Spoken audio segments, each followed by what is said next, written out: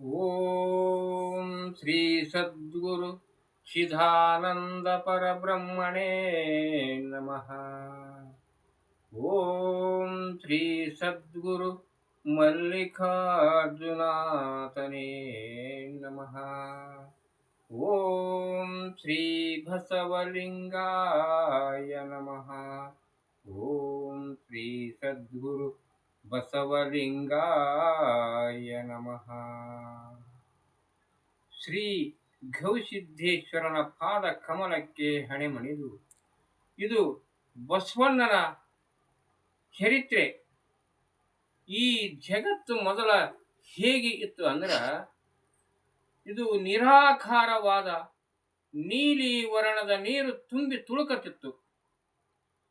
ಈ ಜಲ ಮಧ್ಯದಲ್ಲಿ ಬ್ರಹ್ಮ, ವಿಷ್ಣು, ಮಹೇಶ್ವರರೆಂಬ ಮೂರು ದೇವತೆಗಳು ಅವತಾರವಾಗಿ ಋಷಿ ಮುನಿಗಳು ಉದ್ಭವಿಸಿದರು. ಪರಬ್ರಹ್ಮನಾದ ಪಂಚಮುಖದ ಪರಶಿವನಾಗಿ ಪರಿಶೋಭಿಸಿದ ಪಂಚಮುಖದ ಪರಮೇಶ್ವರನಾದ ಮನೋಹರವಾದ ಶಂಕರನೇ ಸರಿ ಎಂದು ಪರಬ್ರಹ್ಮನು ನಂತರದಲ್ಲಿ ತನ್ನ ಮೂಲ ಪ್ರಕೃತಿಯಾದ ಆದಿ ಮಾಯೆ ಅಂಗೈ ಒಳಗಿಂದ ಆಕಾಶವನ್ನು ಸೃಷ್ಟಿಸಿದ. ತನ್ನ ಮಧ್ಯದಲ್ಲಿ ಕೈಲಾಸವನ್ನು ಸೃಷ್ಟಿಸಿ ಅದರೊಳಗೆ ಪರಮೇಶ್ವರನು ಸಕಲ ಸುರಮುನಿಗಳೊಂದಿಗೆ ಆರೂಢನಾದ. ಈ ಪ್ರಪಂಚಕ್ಕೆ ಕಾರಣನಾದ ಶ್ರೀ ಪರಮೇಶ್ವರನು